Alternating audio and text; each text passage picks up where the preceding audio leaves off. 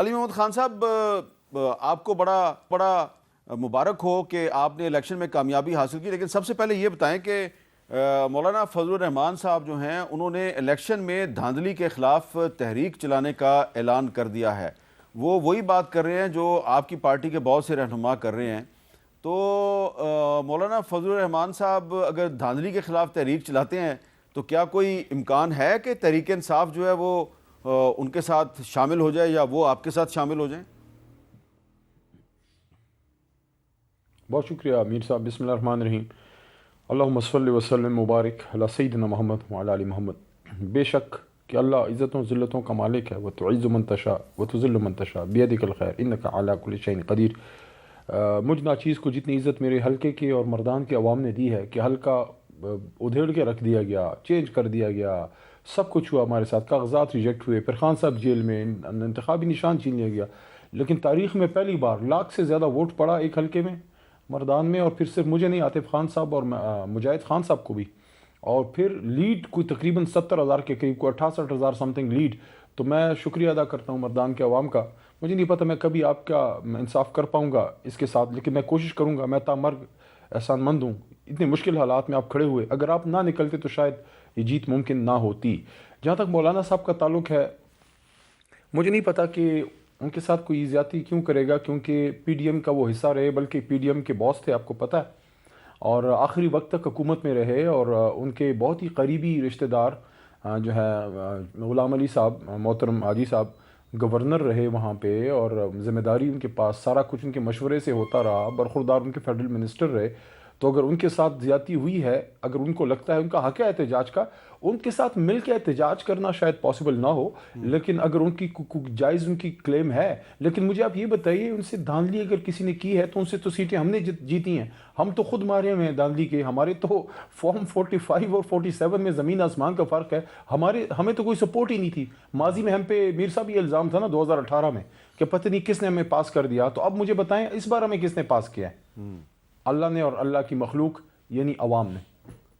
اچھا، بالکل صحیح ہے. تو لیکن یہ بتائیں کہ جماعت اسلامی پر تو آپ نے اعتماد کا اظہار کیا اور آپ نے کہا جی کہ ہم ان کے ساتھ مل کے خیبر پختونخوا میں حکومت بنائیں گے، لیکن جماعت اسلامی نے انکار کر دیا. اب جماعت اسلامی بھی کہہ رہی ہے کہ ان کے ساتھ بھی دھاندلی ہوئی ہے، لیکن آپ نے جماعت اسلامی پہ اعتماد کا اظہار کیا، وہ آپ سے بھاگ گئے. اس کی کیا وجہ ہے؟ سب سے پہلے تو جماعت اسلامی کا میں دل سے احترام کرتا ہوں، اور کم از کم ایک بات ہے جس کی وجہ سے میرے دل میں تحریک انصاف کے بعد ان کی قدر ہے، اور وہ یہ ہے کہ ان کی جماعت کے اندر کم از کم ایک انٹرنل ڈیموکریسی ہے جس میں لیڈرشپ چینج ہوتی ہے اور تنظیمی جماعت ہے. باقی ان کا ہمارا مقابلہ رہتا ہے. ہمارے ساتھی بھی رہے، 13 سے 18 تک صوبے میں رہے، اور سراج الحق صاحب کے ساتھ اچھا تعلق رہا. لیکن یہ ہے کہ دیر وہ ایک علاقہ ہے جہاں سراج صاحب بھی جہاں سے الیکشن لڑتے ہیں، اور وہاں جماعت اسلامی کا ایک زمانے میں بڑا، میر صاحب بڑا سٹرانگ ہولڈ تھا. تو پورے پاکستان میں پھرتے ہیں. جماعت اسلامی سے ہم نے وہاں سیٹیں جیتی ہیں 18 میں اور ابھی بھی 24 میں بھی. لیکن یہ تو ایک سیاسی مقابلہ ہے، سیاسی مقابلہ ہوتا رہتا ہے. اس کے بعد اگر آپ کی آئیڈیالوجی میں کوئی سملیرٹی ہے تو پھر آپ اکٹھے بھی چلتے ہیں. میں سمجھتا ہوں کہ اگر سنجیدگی سے بیٹھک ہو تو مجھے کوئی وجہ نہیں لگتی کہ پروفیسر ابراہیم صاحب یا خود سراج الحق بھائی یا جو حافظ نعیم صاحب نے جو کمال کیا، حافظ نعیم صاحب نے تو مثال قائم کر دی کہ انہوں نے اپنی جیتی ہوئی سیٹ نے کہا مجھے خیرات میں نہیں چاہیے، یہ سیٹ تو پی ٹی آئی والے جیتے ہیں. میں سمجھتا ہوں بڑا انہوں نے ہمیں اپریشیٹ کرنا چاہیے، بڑا سٹیپ لیا حافظ نعیم صاحب نے. تو سیاسی جماعتوں میں گفتگو ہو سکتی ہے، اور میں نہیں سمجھتا کہ کوئی حرف آخر ہے. جماعت اسلامی کی میں بات کروں، ہو سکتا ہے کہ پی کے میں ہماری ان کے ساتھ کوئی بات ہو جائے، لیکن فی الحال میرے خیال میں تھوڑا سا شاید مس انڈرسٹینڈنگ ہوئی ہو یہ جماعت والے معاملے میں کہ کیا ہم اکٹھے ان کی جماعت سے ایک سپورٹ ہمیں ملے گی یا نہیں. شاید ہمیں ذرا زیادہ انگیج کرنے کی ضرورت ہے. ماضی میں ہم نے ان سے اچھا انگیج کیا ہے، اور اچھا ہماری ان کے ساتھ کوارڈینیشن ماضی میں رہی ہے. اچھا، اب یہ بتائیں کہ آپ کی جماعت یہ کہہ رہی ہے جی کہ ہمیں الیکشن میں اکثریت ملی ہے، وہ نظر بھی آ رہی ہے، لیکن وہ کہتے ہیں جی کہ ہم حکومت بنانے کی پوزیشن میں ہیں اور ہم ہی حکومت بنائیں گے جب ہمیں ہماری جو دھاندلی سے چھینی ہوئی نشستیں ہیں واپس مل جائیں گی. تو آپ کی جماعت نے خیبر پختونخوا میں چیف منسٹر کے کینڈیڈیٹ کا تو اعلان کر دیا، علی مین گنڈا پور صاحب کو. تو اگر آپ نے مرکز میں بھی حکومت بنانی ہے تو وزارت عظمیٰ کا امیدوار آپ کی طرف سے کون ہے؟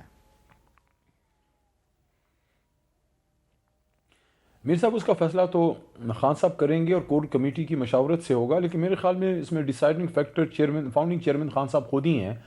اب انہوں نے کس کا انتخاب کرنا ہے مجھے اس کے بارے میں علم نہیں ہے، لیکن وہ جو بھی فیصلہ کریں گے پوری جماعت اس کو تسلیم کرے گی.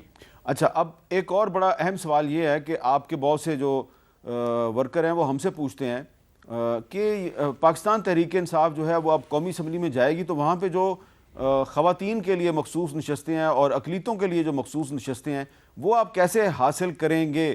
کیا آپ نے کوئی لسٹ پہلے سے کسی جماعت کے ذریعے الیکشن کمیشن کو دی ہے؟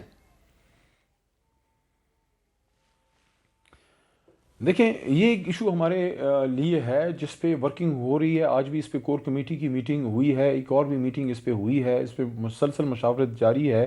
ایشو اس میں کچھ جماعتوں کا آپشن ہمارے پاس تھا، اس میں ڈسکشن جماعت اسلامی ہے، اس میں شرانی صاحب کی جماعت ہے، اس میں سنی اتحاد کونسل ہے، MWM ہے، اس طرح کی جماعتیں بہت سی ہیں. کوئی جماعت ابھی فائنل نہیں ہوئی کہ ہم نے اسی کے ساتھ وہ کرنا ہے. لیکن آپ کی بات اس میں ویلڈ ہے کہ ہمارے لیے مسئلہ یہ ہے کہ چونکہ ہم انتخابی نشان ہم سے چھین لیا گیا تو اس وجہ سے وہ خواتین کی سیٹوں کا ایک مسئلہ ہمیں ہے، لیکن امید ہے کہ اس کا کوئی ہم حل انشاءاللہ ایک دن میں کوئی نکال لیں گے. تو کوئی آپ نے خواتین کی مخصوص نشستوں کے لیے کوئی فہرست تیار کی ہوئی ہے؟ لیکن ہماری اپنی فہرست تو تیار ہے، لیکن وہ آپ سے تب ایکسیپٹ کریں گے جب آپ انتخابی نشان پہ الیکشن لڑتے ہیں. وہ تو آپ کو پتہ ہے دن دہاڑے ہم سے ہمارا نشان جو ہے وہ چھین لیا گیا، تو جس جماعت کے بینر سے اب ہم جائیں گے تو پھر وہ ہماری طرف سے وہ وہاں پہ پھر وہ جمع ہوگی. اچھا، اب ایک سوال یہ ہے کہ آپ کے ناقدین جو ہیں ان کا یہ اعتراض ہے کہ جہاں جہاں سے تحریک انصاف جیت گئی ہے وہاں پہ تو وہ کہتے ہیں جی کہ دھاندلی نہیں ہوئی، اور جہاں سے وہ ہار گئے ہیں وہ کہتے ہیں جی وہاں پہ دھاندلی ہوئی ہے. تو اب آپ تو جیت گئے ہیں اور بہت بڑی لیڈ سے آپ جیتے ہیں، تو کیا آپ کے حلقے میں دھاندلی نہیں ہوئی؟ اگر کسی کو شک ہے میں آفر کرتا ہوں کل صبح آ جائیں، دوبارہ گنتی کر لیں، دوبارہ الیکشن کر لیں، جو کرنا کر لیں. ریڈی. آپ کو کوئی اطلاع ملی، کوئی آپ کے ساتھ کوئی دھاندلی ہوئی، وہاں پہ کوئی کوشش ہوئی؟ میر صاحب کچھ مسئلے مسائل تھے ہمارے ورکرز کو، لیکن الیکشن والے دن اتنی دنیا نکلی کہ میں آپ کو کیا بتاؤں. دیکھیے میں آپ کو تھوڑا سا مجھے اجازت دیجیے 1 منٹ کے اندر تھوڑے فیکٹس بتا دیتا ہوں اپنے علاقے کے، آپ کو آئیڈیا ہو جائے گا. مردان پختونخوا کا دوسرا بڑا شہر ہے، لیکن اتنا بڑا شہر نہیں ہے جتنا راول پنڈی ہو گیا یا آپ کا گجرانوالہ ہو گیا، فیصل آباد، لاہور، کراچی ہو گیا. وہاں میکسیمم وننگ مارجن ہوتا تھا 75-80 ہزار تک ووٹ پڑتا تھا. خان صاحب بھی جب ہمارے مردان سے جیتے تھے میرے حلقے سے تو 85 ہزار ان کا ووٹ تھا. اس بار صرف میرے ایک حلقے میں نہیں، 3 حلقے جو ہم نے جیتے ہیں قومی اور 8 صوبائی، 100% رزلٹ وہاں سے آیا ہے. 100% تاریخ میں پہلی بار 11 سیٹیں تحریک انصاف نے مردان سے، صرف یہ ٹیسٹ کیس کے طور پہ بتا رہا ہوں، ایسا ثوابی میں بھی ہے، ایسا چارسدے میں بھی ہے، ہر جگہ ایسا ہی ہے. تو اس میں کیا ہوا کہ پہلی بار تینوں سیٹوں پہ 1 لاکھ ہم نے کراس کیا. میری سیٹ پہ عاطف خان صاحب کے، مجاہد خان صاحب کے، تینوں ہم نے جیتے. میری سیٹ میں سب سے بڑا وننگ مارجن نکلا 68,000 پلس، تقریباً 70,000 کے قریب صرف مارجن ہے.